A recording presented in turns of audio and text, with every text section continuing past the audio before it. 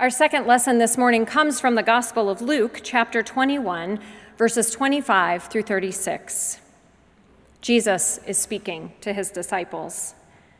There will be signs in the sun, the moon, and the stars, and on the earth distress among nations confused by the roaring of the sea and the waves.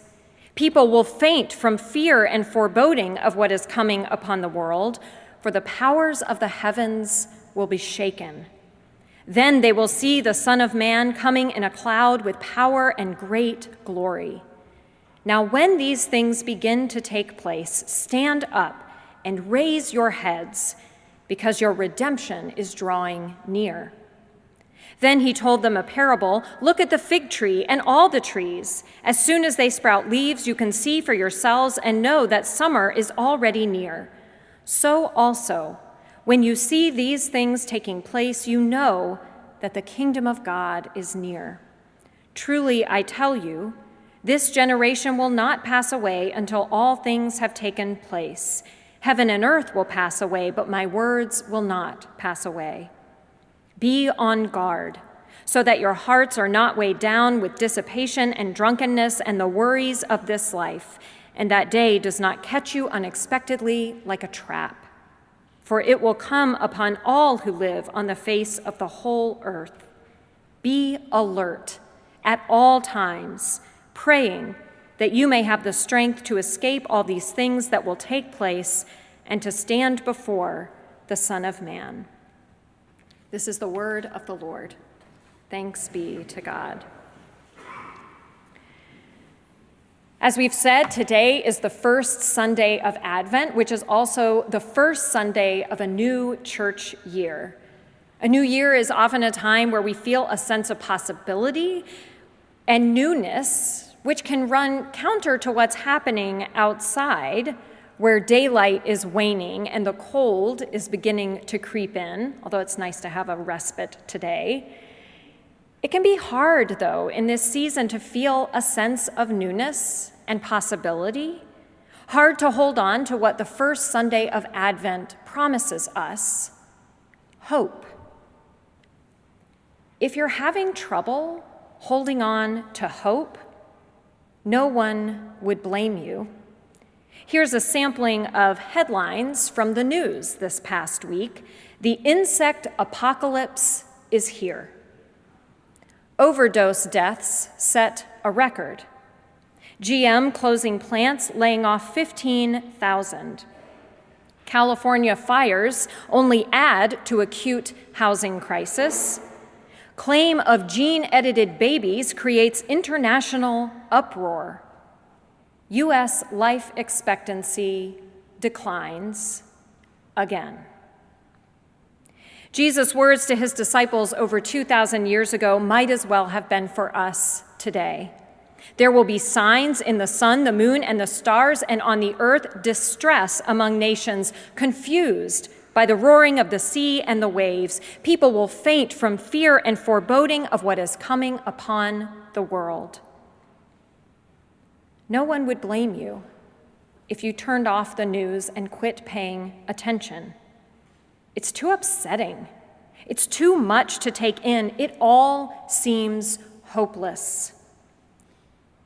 I shouldn't say this, but no one would blame you if you stopped coming to church either. Stopped praying. Stopped believing that these stories that we proclaim are in some fundamental way true. Stories of barren women having children in their old age. Stories of a young girl impregnated by a spirit. Of a baby born to an unmarried teenage couple, and this child growing up to be a man fully human and fully divine, who transforms the world one person at a time with the power of love.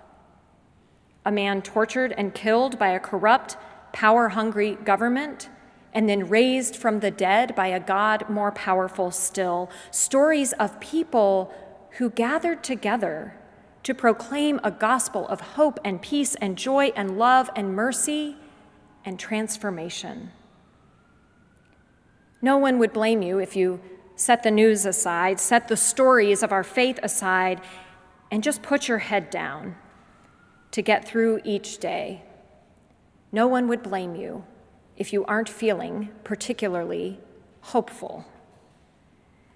For reasons no one understood, Emily Gossio began to lose her hearing at a young age. By the time she was a teenager, she had to wear a hearing aid. But she loved art, and after graduating high school, she moved to New York City to start art school, where she fell in love with one of her classmates, a young man named Alan. Life was good until riding her bike to work one day, which she did most days, she was in a terrible accident, hit by an 18-wheeler. The doctors did everything they could to save her life, but she emerged from surgery in critical condition, having suffered a stroke, brain injury, and multiple fractures. Her prognosis was grim. Her parents came up from Louisiana and with Alan began keeping vigil at her bedside. But against all odds, 6 weeks later, Emily was still alive, though she showed few signs of mental functioning. Every time Alan or her parents tried to put in her hearing aid so they could talk to her, she would fight them so much they couldn't get them in, so she couldn't hear. Worst of all, the doctors suspected she had also lost all, if not most, of her vision. They had little reason to hope she would ever recover. So her parents began making plans to transport her to a long-term nursing facility in their hometown. Her situation seemed hopeless. When our situations seem hopeless, we plan accordingly. Even when it comes to the practice of our faith, we might still show up to worship, but we do so without really believing that what we proclaim in this time and in this space has any real effect on what happens out in the real world. On Sunday mornings, we may proclaim that God's love prevails, that hope is real, that even in the midst of violence and division, God is with us. But on Monday, or maybe even by Sunday afternoon, we return to the rules of the real world, where might makes right and power corrupts, and the ones with the most toys win. Today's words from Jesus remind us that everything that's happening, the chaos and tragedy and disruption and violence and division and nastiness, it is nothing new. We are not the first of God's followers, and we will not be the last to despair over the state of our world.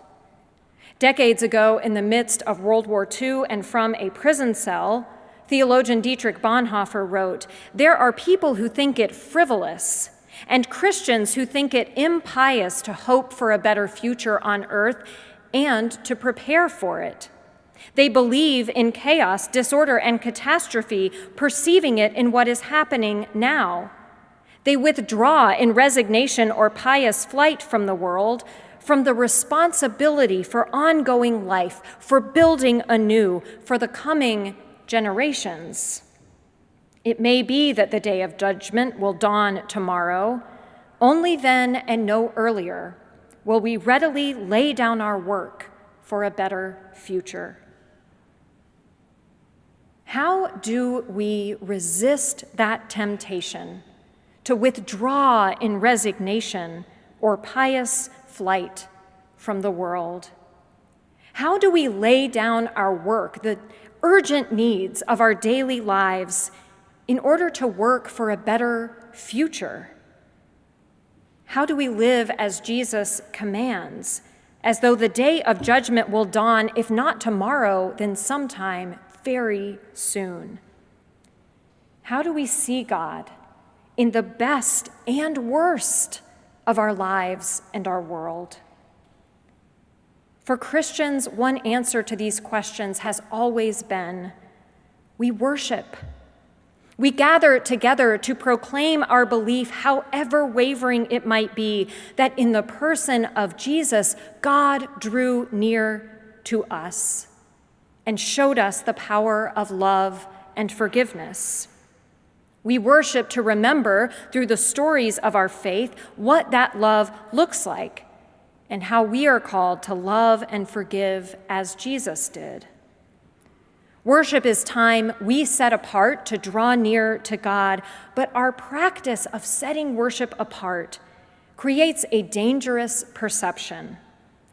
For if we see worship as a time and place separate from the rest of our lives, we learn to leave our worries and anxieties at the door of the sanctuary, thinking that in order to draw near to God, we have to set aside all those things we think might be in opposition to our faith: fear, failure, doubt, worry, anger.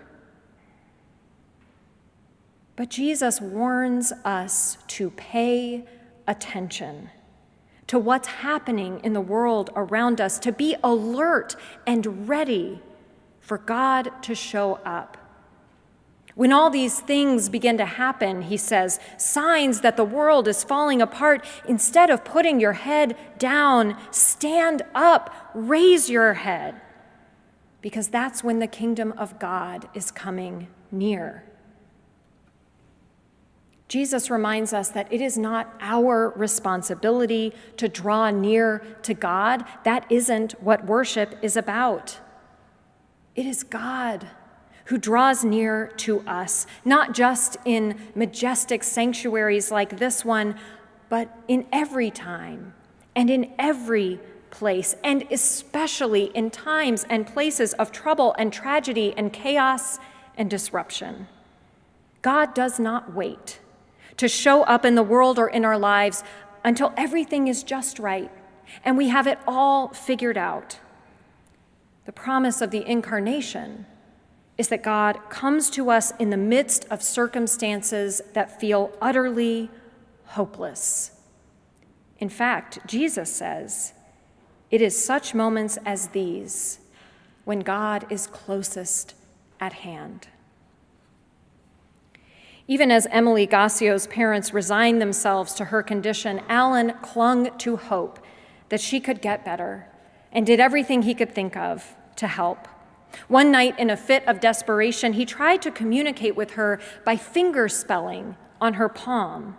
He started by slowly and deliberately tracing each letter into her palm: I-L-O-V-E-Y-O-U.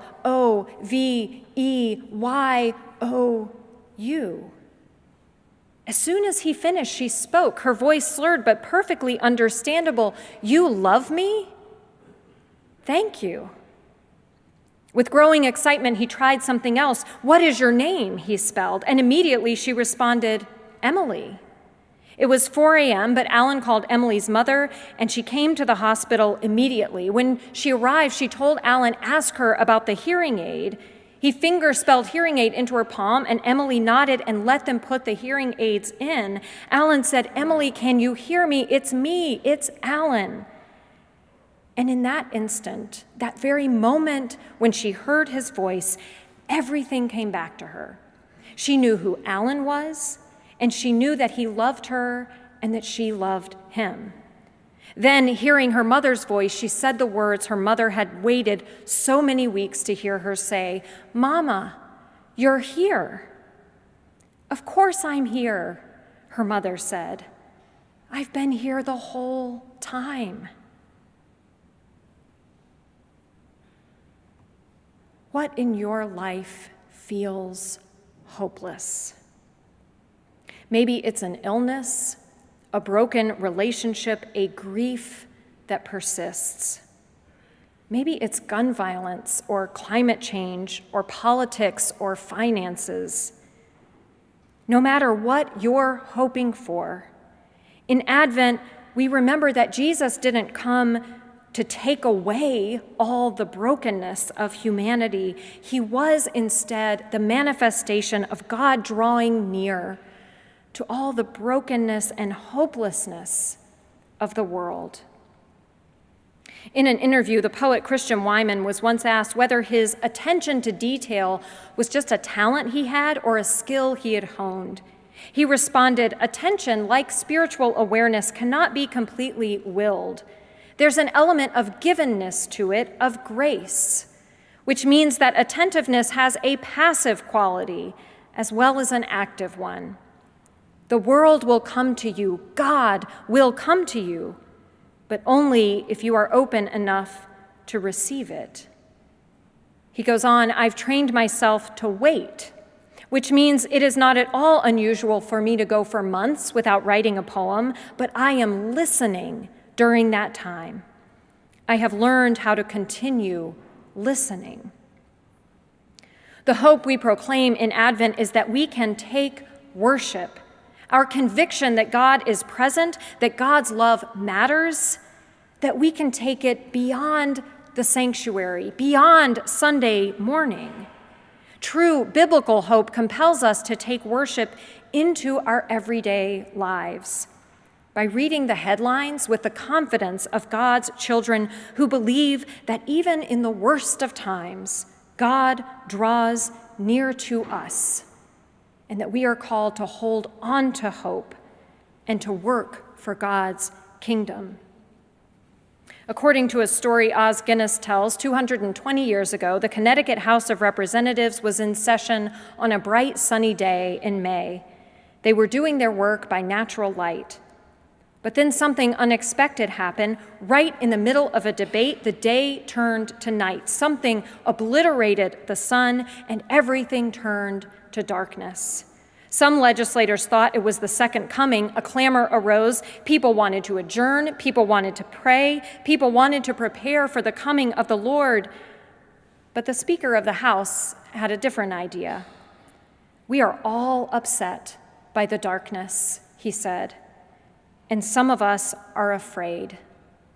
But the day of the Lord is either approaching or it is not.